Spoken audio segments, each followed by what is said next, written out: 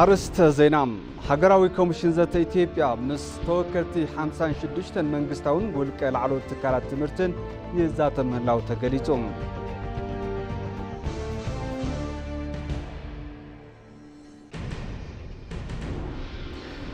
ፍርያት 2016-17 ዓመተ ምህረት ኣብ ዝተፈላለዩ ከባቢታት ክልል ትግራይ እንዳተኣከበ ይርከብ።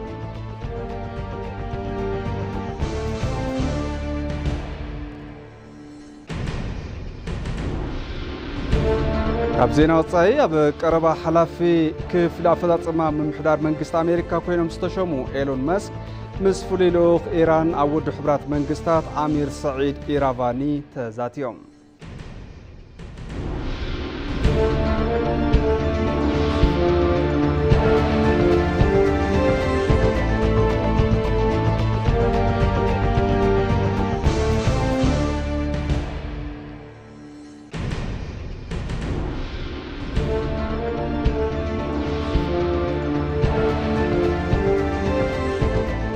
ሰላም ጥዕና ብለይ ዝኸርኩም ተመልከትና ከመይ ተምስዩ ልክዕ ሰዓት ሓደ ኮይኑሎ ዜናታት ሒዝና መጺና ኣለና። ዜናታት እንዳምራሕኹ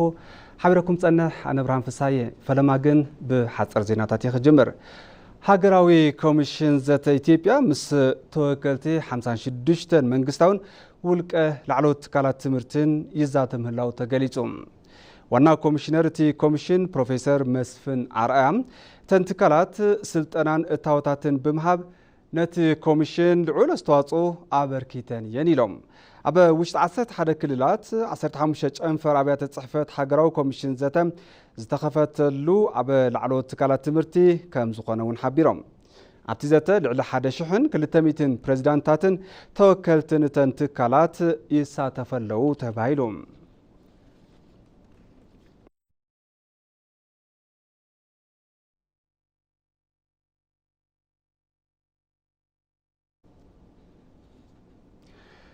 ላዕለዋይ ኢታማዦር ሹም ሰራዊት ምክልኻል ሃገር ፊልድ ማርሻል ብርሃኑ ጁላ ዑደት ስራሕ ንምክያድ ባህር ዳር ኣትዮም። እቶም ፊልድ ማርሻል ናብ ባህር ዳር እንተኣቱ ርእሰ ምሕዳር ክልል ኣምሓራ ኣረጋ ከበደን ካልኦት ላዕለዎት ሓለፍቲ ስራሕ መንግስቲ እቲ ክልልን ኣብ መዕርፎ ነፈርቲ በላይ ዘለቀ ብምርካብ ኣቀባብላ ገይሮምሎም። ፊልድ ማርሻል ብርሃኑ ጁላ ኣብ ባህር ዳር ኣብ ዝህልዎም ጻንሒት ኣብቲ ክልል ብዛዕባ ዘሎ እዋናዊ ኩነታት ብፍላይ ህዝቢ እቲ ክልል ዘላቒ ሰላም ንክረጋገጽ ዘኽእሉ ዘተታት ክገብሩ እዮም ዝብል ትጽቢት ከም ዘሎ ኣሚኮ ጸብጺቡ። ብተወሳኺ ኣብ ከተማ ባህር ዳር ዝካየዱ ስራሕቲ ልምዓት ተዘዋዊሮም ከም ዝዕዘቡ ተገሊጹሎም።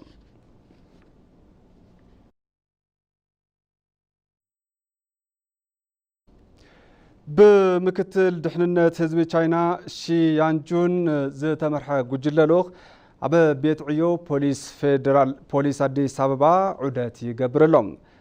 ኣብቲ ዑደት ኣምባሳደር ቻይና ኣብ ኢትዮጵያ ሺን ሃይን ሓላፊ ፖሊስ ከተማ ቤጂንግ ጃኦ ጃንሺን ከምኡውን ላዕለዎት ሓለፍቲ ስራሕ ሪፐብሊክ ተረኺቦም። ኮሚሽነር ኮሚሽን ፖሊስ አዲስ አበባ ጌቱ ኣረጋውን ኣባላት ማኔጅመንትን ዝጸንሐ ዝምድና ክልቲኦም ህዝብታት ብምዝኽኻር እንኳዕ ብደሓን መጻኹም ክብሉ ተዛሪቦም።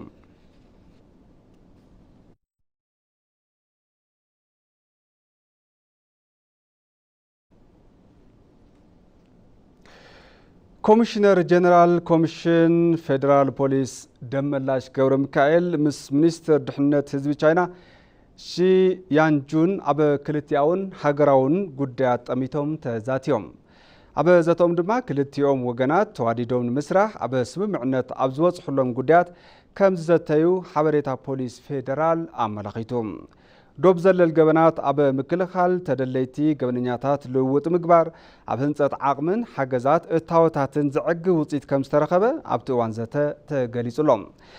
ዝተጠናኸረ ዝተዋደደ ምትሕባር ክቕጽል ንምግባር ማእኸል መተሓባበር ሕጊ ኢትዮ ቻይና ኣብ ኣዲስ ኣበባ ብምጥያሽ ከም ዝሰርሑ ገሊጾም ኣሎም። ብተመሳሳሊ ኣብ መንጎ ክልቲኦም ትካላት ማዕቐፍ ምትሕባር ኮሚሽን ፖሊስ ምምሕዳር ከተማ ኣዲስ ኣበባን ቢሮ ድሕንነት ህዝቢ ማኒስፖል ቤጂንግን ሰነድ ስምምዕነት ፈሪሞም።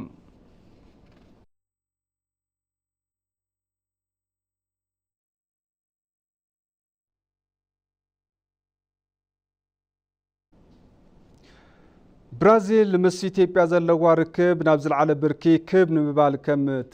كم تدلي قليصام بريزيدانت برازيل لولا دا سيلفا كلتين حقرات زلوان دبلوماسياوي ركب نابز على بركي نمبصح كم صرحهم قليصهم زلوم أمباسادر إثيوبيا ببرازيل لول سجل تادسة دبدابة شمتهم بريزيدانت تهاجر أركيبهم إثيوبيا مس برازيل بمخان أب عودتات إنفستمنت نقدي توريزمن قبرنان زلوات صنح ركب متنخارن كلتياوي ركب نابز على بركي مبصحن كم تدلي إتهم أمباسادر تزاريبهم بريزيدانت لولاس دا سيلفا بقدوم أبك أرباوان عب إثيوبيا عدت أبز جوارلوان قدام مستر أبي أحمد نزجوارلوم أقابل مسكينهم كريتيان حجرات زلوان كل مدى دبلوماسياوي ركب بفلاي أب عود جبرنان إيكونومن نبزل على بركين مبصح كم زصرح دما تزاريبهم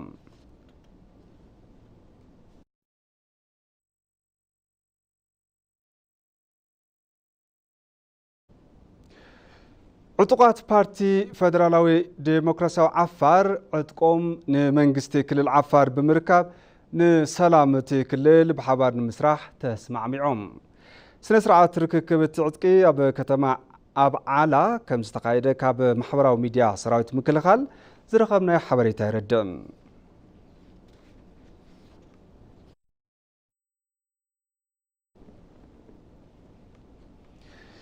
كنتيبا محدار كتما أديس أبابا دانش أبابي نكازانشيس بحبار مليس كامل مع أبا زكا على اللوت أميتن مسب هافتي تزاتين كنتيبا دانش أبابي أبتي وان كمزبالو أديس أبابا مچو تكابي منبرين مقبار أبا استجمر سرعة لمعات كوريدر كم قداماي معراف كالاي سرعة لمعات كوريدر حبرة سبن بعل هافتن بمستاف بصريتن قلطافن نمززام بتخرت إناتا سرحي ركب سبافتي كوابي كاسانشيس بوغدوم بسرحة لمعات كوريدرن داقم لمعاتن حقوسات كم زخون مقلاصوم كاب بيت صحفت كنتيبا أديس أبابا زرخبنا حبريتا يردم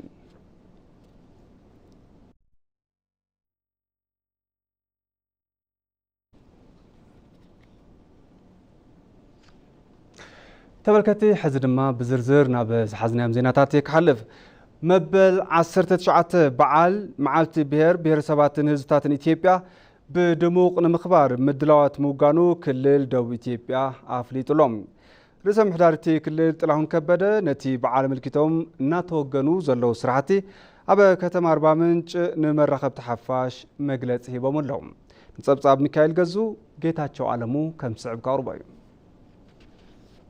مبل 19 بعال معالتي بهر سباتن هزبتاتن إثيوبيا نزمص 29 حدار 2017 عام تمرت مبقور 32 بهر سبات أب زخونت كلل دبوب إثيوبيا كخبر يوم مدلوات تبعلا ملكتهم نمراخب تحفاش مبريه زهابو رسم حدار تكلل طلعون كبدم صراحتي قدم مدلوات إنا تزازمو يوميلهم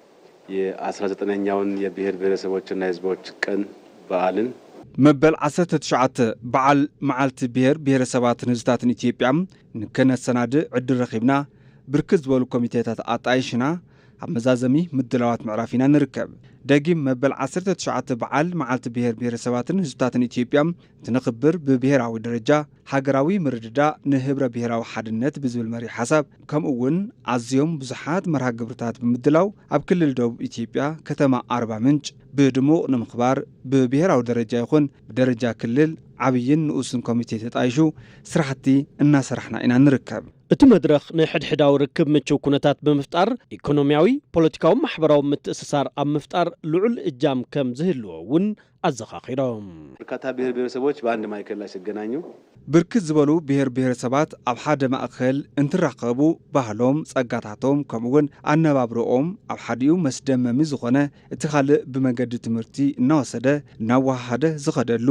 بفلاي دما زلاق السلام بمنصر مهناጽ ፍትሓዊ ዝኾኑ ስራሕቲ ልምዓት بمنصر مسرح حقኛ ዲሞክራሲ بمنصر مهناጽ ሃገር በቀል ወይ ድማ በብከባቢኡ ዘሎ ፍልጠታትን ልምድታትን ምክፋል ወይ ድማ ሓደ ካብቲ ካልእ بمنصر ምምሃር ሓዲኡ ተምሃራይ እቲ ካልእ መምህር ጥራይ ዘይኮነስ ብፍቕርን ሕውነትን ننحدحدهم زمخاخرلو كونتات يزفتر اتو بعل انتخبر لعلواينة إثيوبيا أبلع الزرقاقص وقودات نحبار مرددا بزفتر ملكعو كم زخون زملاختو توم رأسم محدار أفلاليات بمخبار أبزك قراربو قودات تخرت كقبر يويلوم بتلاي ليونات بفترو قوداوتشن እኛ እንዴት እንፍታ ብፍላይ አፈላላይ ንዝፈጥሩ ጉዳያት ንሕና ከመይ ንፍታሕዮም ከመይ ናይ መፍትሒ አካል ንኹን ካብ ዘፈላልዩና ዘቀራርበና ይበዝሕ ተበታቲና ካብ እንጸንሕ ተኣኻኺብና ተደሚርናን እዋናዊ ጸገማት ተሳጊርና ንኢትዮጵያ ንአፍሪካ ይኹን ንዓለም መፍትሒ ኣምጻቲ ወይ ድማ ጸቕጢ ፈጣሪት ሃገር ንምግባር ክንሰርሕ ይግባእ ኣብ ዝብል ሓሳብ ንምብጻሕ ዘኽእል አጋጣሚ እዩ ናይ ሎም ዘበን መበል 19 በዓል መዓልቲ ብሄር ብሄረሰባትን ህዝብታትን ኢትዮጵያ ሃገራዊ መርድዳእ ንህብረ ብሄራዊ ሓድነት ብዝብል መሪሕ ሓሳብ 29 ሕዳር 2017 ዓ.ም ኣብ ከተማ ኣርባ ምንጭ ክኽበር እዩ ፍርያት 2016-17 ዓመተ ምህረት ኣብ ዝተፈላለዩ ከባቢታት ክልል ትግራይ እንዳተኣከበ እንትኸውን ቀረብ መዳበርያ ዝሐሸ ብምንባሩ ኣብ ፍርያት ሎም ዘበን ለውጢ ከም ዘሎ ተገሊጹሎም አዝርቲ በባልዕ ከይጥቅዑ ኩል ምድላው ከም ዝተገብረውን ቢሮ ሕርሻ ክልል ትግራይ ገሊጹ ምራ ሰላም መረሳ ተወሳኸለዎ እዋን ክረምቲ 2016 ዓመተ ምህረት ሓሊፉ ናብ 2017 ዓመተ ምህረት ተሰጊሩ እኽሊ ናብ ዓዲ ንምባል ዝተፈላለዩ ከባቢታት ክልል ትግራይ ኣብ ዓጺድ ወፊሩ ይርከብ ሓረስታይ ሓለቃ 50 ተስፋይ በርሀ ነባሩ ወረዳ ሃውዜን ጣብያ ደብረ ሃዋዚዮ እዋን ክረምቲ 2016 ዓመተ ምህረት ጻዕቕ ማይ ከም ዝነበረ ይዛረቡ እሞ ቀረብ መዳበርያ ተበጻሐ ከም ዝተገበረ ይገልጹ ክረማት ብርትዕ ደለ ነይሩ ነዘን ብዙሕ ናይ እኽሊ ኾነ ነይሩ መዳበርያ ጽቡቕ ነይሩ ተዓዳድላ ይኹን ቀራርባ ጽቡቕ ነይሩ ግን ኣብኡ ሕጊ ለይተማልአ ነገራት ብዙሕ ነይሩዎ ንሱ ንእሽተ ተዓናቒፉ ከምዚ ነይሩ ኣይተታደሰ ገብረ ኣብ ጊዜያዊ ምሕዳር ክልል ትግራይ መተሓባበሪ ጉጅለ ምምሕያሽ ልሙዕነት ሓመድ ቢሮ ሕርሻ እዮም ኣብ ሕሉፍ ዓመት ካብ ካልኦት ግዜታት ብዝሓሸ ቀረብ መዳበርያ ተበጻሐ ምግባር ከም ዝተኻኣለ ይገልጹ ካብቲ ዝነበረ ብዝሓሸ ብርኪ ናይ ማዳበርያ ዝኣተወሉ ኩነታት ከም ዘሎ እዚ ሓደ ነገር እዩ ያው ዳርጋ ልዕሊ 1 ሚልዮን ዝኣክር ማዳበርያ ናፍቱ ሓረስታይና ከኣትወሉ ዝኽእል ዕድል እውን ተፈጢሩ እዩ ማለት እዩ ወጀ ካብ ትግራይ ናይ መጀመርያ ግዜ ናብ ዝሐሸ ናይ ማዳበርያ ዝረኸበትሉ እዋን ኣብ ዝሓለፈ ክራማት ዝናይ ዝሓለፈ ጉዳይ ከም ዝነበረ እዩ ተረኺቡ ዘሎ ምህርቲ ሕዚ ዝበጽሐሉ ብርክን ክበጽሕ ኣብ ዝሓለፈ ክረምቲ ብመዳይ ሓለዋ ጥዕና ዝርእቲ ዝተገበረ ጻዕሪ ኣብ ቢሮ ሕርሻ ክልል ትግራይ ዳይሬክቶሬት ምክልኻል ባልዓትን እጽዋት ኳረንቲንን ኣይተ መብራህቶም ገብረ ኪዳን ዝተገበረ ጻዕሪ ብኸምዚ ይሕብሩ ባልዓት ክክሰቱ ከም ዝኽእሉ ኣቀዲምና ምድላዋት ንገብር ነርና ኢና ኣብ ሰናይ ሓጋዩ ካብ ዝሓለፈ ዓመት ማለት እዩ ናይ መፍረይነት ስልጠና ክዋሃብ ተሎ ኣብዞም ኣብ ትግራይ ዝረኦ ኮሙኒቲታት ክክሰቱ ዝኽእሉ ባልዓታ እዮም ተባሂሎም ብስልጠና መልክዕ ሰሙያታት ክፈልጥዎም ንኡ ድማ ምድላው ክግበር ናይ ኣግሮ ኬሚካል ቀረብ ብፍላይ ማለት እዩ ናይ ኣግሮ ኬሚካል ቀረብ ሕጽረት ከይህሊ ከከም ኣግሮ ኢኮሎጂ ከከም ከባቢኡ ዝዝርኡ ዝራእቲ መሰረት ገይሮም ኣብቶም ክክሰቱ ዝኽእሉ ባልዓት ዘድልዩ ኬሚካላት ቀዲምካ ምድላው ንምግባር ጻዕርታት ተገይሮም እዮም ማለት እዩ ሓረስታይ ኣሰፋ ብርሃ ኣብ ወረዳ እንደርታ ተቐማጢ ጣብያ ይናለም እዩ ቀረብ መዳበርያ ተንተርእሱ ንጽጉማት ምሕጋዝ ኣገዳሲ ምዃኑ ድሕሪ ምዝኽኻር ሕርሻ እዋን ክረምቲ ዛዚሙ ኣብ ቀውዕ ንምንጣፍ ይዳሎ ምህላው ይገልጽ ወኸዚ እውን ሽንጉርቲ 5 ኪሎ ለ1000 ካሬ ዘጋጅ ኣለኹ ኣፍሊሰየ ግን ኣው ግን ከተፍልስ ከለኻ ብድሕሪኡ ልመጹ ለድልይዎ ነገራት ኣለዉ ንውሕስና ሕርሻ ሓጋይን እዋን ቀውዕን ምድላዋት ከም ዝተገበረ ተገሊጹ እዩ ቀጺሉ ዘሎ ምስ ናይ መስኖ ተታሒዙ እሱ እውን ምድላው ጌርና ኢና ኣብ ዝሓለፈ ጥቅምቲ መጀመርያ አካባቢ ኩለን ወረዳታት ስልጠና ተዋሂብሎ ማለት እዩ ኩለን ወረዳታት ዘለው በዓል ሞያታት ስልጠና ድማ እስከ ዓለም 10 ሰራሕተኛታት ወሪዶ እስከ ሓረስቶት እውን ንታሕቲ ስልጠና ከወርዲ ተገይሩ ማለት እዩ ኣብዚ እውን ኣፍቶም ኣብ መስኖ ክዝርኡ ዝኽእሉ ዝራእትታት ምናልባት ኣሕምልቲ ፍራምረ ብበዝሒ ይኾኑ ካብኡ ደግሞ ተወሰኑ ናይ ዝራእቲ ናይ ዕፉን ስንዳይ ዕታር ገለ ይዝርኡ እዮምና ኣብዚኦም እውን በብኸባቢኡ ክዝርኡ ዝኽእሉ ኣብ ግምት ኣትዩ ኣብ ዝተመረፁ ኮሚኒቲታት ስልጠና ብዝርዝር ስልጠና ተዋሂቡ እዩ ስለዚ እንታይ እዮም ክኽሰቱ ዝኽእሉ ኣብኡ ከመይ ጌርና ኢና ክንከላኸሎም ንኽእል ናይ IPM ፕሪንሲፕል ተኸቲልና ባልዓት ከመይ ንከላኸል ዝብል ዝርዝር ስልጠናታት ተዋሂቡ ብኡ ደረጃ እስከ ሓረስታይ ዝበፅሕ ስልጠና ክወሃብ ተገይሩሎ ማለት እዩ እዋኑ ዘይሓለወ ዝናብ ናብ ረብሓ ንምቕያር أنفت تنصيرو من قسقاسي يقبر مهلاو بيرو حرشا كلل تግራይ يقلص ኢትዮጵያ ኣብ ኣዘርባይጃን ባኮ ክሳለጥ ዝቐንዮ ዓለም ለኸ ጉባኤ ኮፕ 27 ለውጢ ከባቢ ኣየር እቲ ትግብሮም ንዘላ ስራሕቲ ሓምለዋይ ኣሰር ንምፍላጥ ተጠቒማትሉ እያ ብሰንኪ ለውጢ ከባቢ ኣየር ንዝጉዳኣ ኣብ ምዕባይ ንዝርከባ ሃገራት ዝተኣተወ ቃል ሓገዝ ክትግበር ከም ዝግባእ እውን ኢትዮጵያ ኣስሚራትሉ ኣላ ዳሃብ ያሲን ዝርዝር ኣለዋ ኣብ ከተማ ኣዘርባይጃን ባኮ ኣብ ዝሳለጥ ዝቐነየ ጉባኤ ዓለም ለኸ ከባቢ ኣየር ኢትዮጵያ እውን ብርእሰ ብሄራ ፕሬዝዳንት ፌደራኢ ታዬ ኣጽቀሥላሴ ብዝምራሕ ጉጅለ ልኡኽ ኣቢላ ክትሳተፍ ቀኒያ እያ በዚ እውን እቲ ጉባኤ ኢትዮጵያ ጽዕንቱ ከባቢ ኣየር ንምጽዋር ትሰርሖም ዘላ ስራሕቲ ሓምለዋይ ኣሰር ንዓለም ንኽተፋልጥ ከም ሰናይ ኣጋጣሚ በር ዝኸፈተላ እዩ ኢትዮጵያ እውን ነዚ ሰናይ ኣጋጣሚ ተጠቒማ ነቲ ትግብሮ ዘላ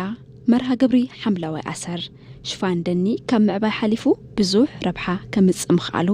ኣገንዚባ እያ ነዚ ስዒብ እውን ኢትዮጵያ ጽዕንቱ ለውጢ ከባቢ ኣየር ንምክልኻል ዘኽእሉ ከም ሓምለዋይ ኣሰር ዝበሉ ኢኒሽቲቫት ከም እትትግበር ፕሬዝዳንት ታዬ ኣጽቀሥላሴ ኣብቲ ጉባኤ ኣብሪሆም እዮም The Green Legacy Initiative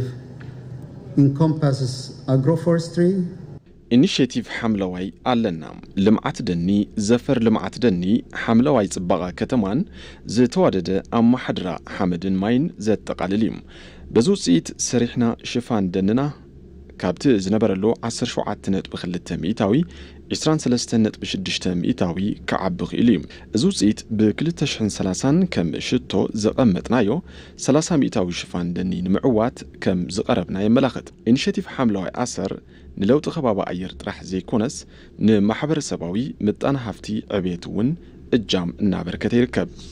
መንግስቲ ኢትዮጵያ ጽዕንቱ ለውጢ ከባቢ ኣየር ንምክልኻል ካብ ዓመታዊ በጀት ብምንካይ በጀት ሰሊዑ ይሰርሕ ምህላው በዚ እውን ኢትዮጵያ ጽዕንቱ ለውጢ ከባቢ ኣየር ንምዕጋት ዘለዋ ቆራጽነት ዘመላኽት ምዃኑ እውን ተገሊጹ እዩ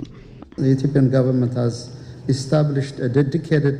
Green Legacy and Land Restoration Fund. መንግስቲ ኢትዮጵያ ንሓምለዋይ ኣሰርን ንመሬት መሊስካ ምልማዕ ዝውዕል ፈንድ ኣብ ምስላዕ እናሰርሕ ይርከብ እቲ ዝተሰልዐ ፈንድ ድማ ካብቲ ሃገር ዓመታዊ በጀት 1 ሚእታዊ እዩ ብልምዓት ደንን ሓለዋን ዘለና ቆራጽነት ንምርኣይ ለውጢ ከባቢ ኣየር ምጽዋር ዝኽእሉ ምህርቲ ሕርሻ ብምፍራይን ውፅኢታዊ ኣጠቓቕማ ማይ ኣብ ምትግባር ንርከብ በዚ ጉዳይ ብሕጽረት ዝፍለጥ ዝነበረ ምህርቲ ስርናይ ኣብ ዝሕዚ እዋን ናብ ትርፊ ተቐይሩ እዩ ለውጢ ከባቢ ኣየር ኣብ ዝተፈላለዩ ጉዳያት ዝስዕቦ ጉድኣት ቀሊል ዝበሃል ኣይኮነን እነዚ እውን ቅድመ ጥንቃቐ ኣድላይ ብምዃኑ ኢትዮጵያ ስርዓት ዝርግሐ ቅድመ ጥንቃቐ ብምድላውን ብሳተላይት ዝተሓገዘ ስጉምቲ ክትስሕብ ጸኒሓ እያ በዚ እውን ንዝሓለፉ 5 ዓመታት ኢትዮጵያ ብለውጢ ከባቢ ኣየር ብዘጋጠመ ድርቂ ስዒቡ በብዓመቱ ምጥፋእ ከፍትን ዝራእትን ኣጋጢምዋ እዩ ዝበሉ ፕሬዝዳንት ታዬ ኣጽቀሥላሴ ኣብ ቀረባ ብምህማም መሬት እውን ብዙሓት ንሞት ከም ዝተቃልዑን ዝተመዛበሉን እውን ኣረዲኦም እዮም ከምዚኦም ዝበሉ ሓደጋታት ንኸየጋጥሙ ኢትዮጵያ ብክልተ ሳተላይት ብምሕጋዝ ዓመተ ለውጢ ከባቢ ኣየር ንምምሕያሽ ዝኽእሉ ስራሕቲ ክትሰርሕ ምጽንሓውን ዝተገለጸ ይኹን እምበር ኢትዮጵያ ካብ ዝወሰደቶም ስጉምቲ ቅድመ ጥንቃቐ ብዝሓለፈ ለውጢ ከባቢ ኣየር ዘስዕቦ ጉድኣት ዝኸፍአ ብምዃኑ ዛዕበያ ሃገራት ቃል ዝኣተውኡ ሓገዝ ለውጢ ከባቢ ኣየር ክትግብራ ከም ዝግባኦም ኣብቲ ጉባኤ ዝተሰመረሉ We request all our development partners to prioritize for critical initiatives. كلهم حجز تلمعات وسنتن زخونو ኢኒሽቲቫት ቅድሚያ ብምሃብ ሓገዝ ፋይናንስ ንኽገብሩ ንሓትት በዚ ጉዳይ እዚ ሓደ ኣብ ባህላ ኢትዮጵያውያን ኣፍሪካውያንን ኣሎም ኣብ ሰማይ ለሓሚ ሃሊዩካ ጸባ ዘይምርካብ ዝብል እዩ እዚ ምስ ፋይናንስ ሓገዝ ዝተተሓሓዘ እዩ ጉድኣት ንዝኾነ ኣብ ምዕባይ ንዝርከባ ሃገራት ሓገዝ ክግበር እዩ ይበሃል ግና ጭቡጥ ነገር የለን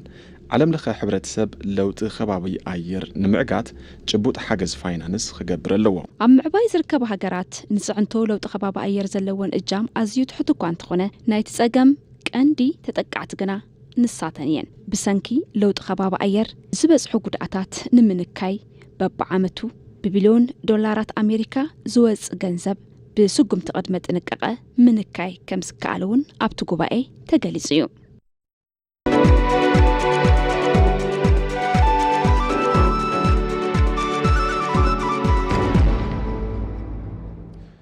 ማዕድ ዜና በምክታል ትርከቡ ዝኸበርኩም ተመልከቲ ሕዚ ድማ ናብ ዜና ዕዳጋ ክሰግር ፍርያት ዓውዲ ኢንዱስትሪ ንምባል ኣናእሽቱን ማእኸሎትን ኢንዱስትሪታት ንመስፋፋሕ ጠመተ ሂብካ ይስራሕ ኣሎ ክብሉ ሚኒስትር ኢንዱስትሪ ኣይተ መላኩ ኣለበል ገሊጾም። ኣብ ከተማ ድሬዳዋ መድረኽ ምክፋል ተመክሮ ኢንዱስትሪ ይካየደሎም። ኣይተ መላኩ ኣለበል ውፅኢታውነት እቲ ዓውዲ ንምምዕባል ኣናእሽቱን ማእኸሎትን ኢንዱስትሪታት ናይ ምስፋሕ ስራሕቲ ጠመተ ብምሃብ ይስራሓሉ ኢሎም። ብቴክኖሎጂ ዝተደገፉ ሓደሽቲ ምህዞታት ናብ ስራሕ ንምእታውን ዕድል ስራሕ ንምፍጣርን ይስራሕ ከም ዘሎ እውን ገሊጾም። ኣብ ገጠር እውን ኢንዱስትሪታት ንምስፋሕ ትልሚ ተታሒዙ ይስራሕ ከም ዘሎ ወሲኾም ገሊጾም።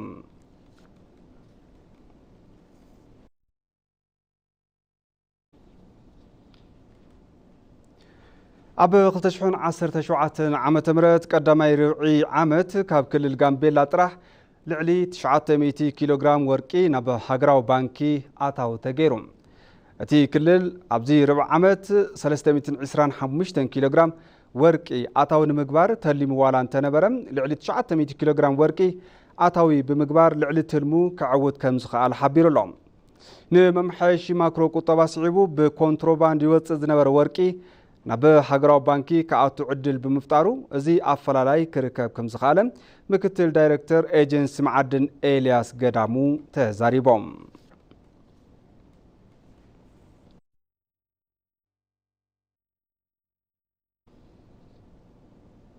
ሕዚ ድማ ናብ ዜና ወፃኢ ክሰግር ብፕሬዚዳንት ኣሜሪካ ዶናልድ ትራምፕ ሓላፊ ክፍሊ ኣፈጻጽማ ምምሕዳር መንግስቲ ኮይኖም ዝተሸሙ ኤሎን መስክ ምስ ፍሉይ ልኡኽ ኢራን ኣብ ውድብ ሕቡራት መንግስታት ኣሚር ስዒድ ኢራቫኒ ተዛትዮም። ብግልፂ ብዘይተነገረሉ መገዲ ዝተኻየደ ትዘተ ኣብ መንጎ ቴሄራንን ኣብ ምሕደራ ዶናልድ ትራምፕ ኣሜሪካን ዝህሉ ርክብ ዘድሃበ ከም ዝኾነ ተሓቢሩ እዮም። ኣብቲ እዋን ዘተ ዝተሳተፉን ስሞም ከይፅራሕ ዝደለዩን በዓል መዚ ኣሜሪካ እቲ ልዝብ እወንታውን ብስራት ሒዙ ዝመፅን ከም ዝኾነ እዮም ገሊፆም። ሎም መዓንቲ ዝተገብረ ዘተ ትራምፕ ኣብ ልዕሊ ኢራን ዘሎ ፖሊሲ ብሓድሽ መልክዑ ንኽሪኡ ዝገብር ከም ዝኾነ እውን ተሓቢሩ። ሰብ መዚ ኢራን ኣብቲ ጉዳይ ዝሃቦ ርእቶ ከም ዘየለ ድማ ኣናዶሉ ፀብፂቡ እዩ።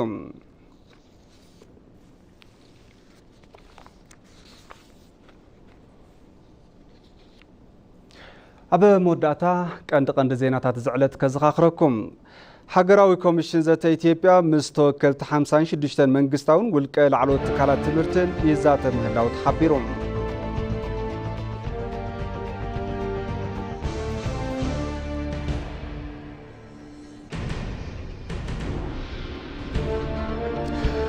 ፍርያት 2016-17 ዓመተ ምህረት ኣብ ዝተፈላለዩ ካብታት ክልል ትግራይ እንዳተኣከበ ይርከብ።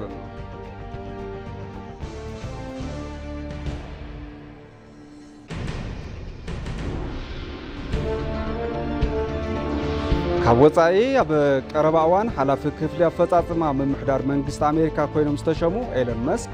ምስ ፍሉይ ልኡኽ ኢራን ኣብ ውድብ ሕቡራት መንግስታት ኣሚር ስዒድ ኢራቫኒ ተዛትዮም።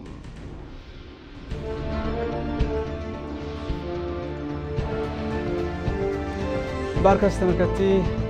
ማዕድ ዜና በዚ ዛተም ብኣዮም ዝነበሩ ዜናታት ማለተይ ስዒቡ ፀብፀባ ስፖርት ናኹም ከብል እዩ። ስለምክታልኩም ኣዝና ነመስግን። ሰላም